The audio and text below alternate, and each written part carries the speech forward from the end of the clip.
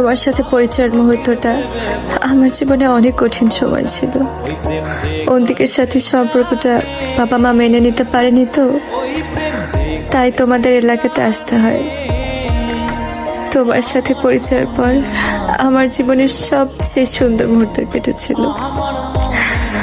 তুমি আমাকে শিখিয়েছো কিভাবে ভালোবাসতে হয়, কিভাবে ভালোবাসার মানুষকে আগলে রাখতে হয়।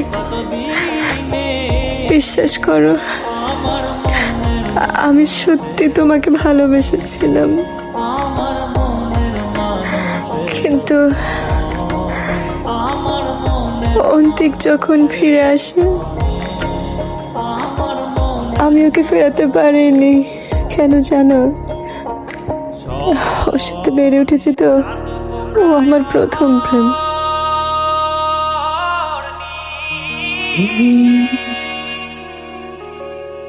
আমি তোমাকে কষ্ট দিতে চাইনি, মিথ্যা বলতে চাইনি। বিশ্বাস করো, আমাকে মাফ করে দিও। আপনি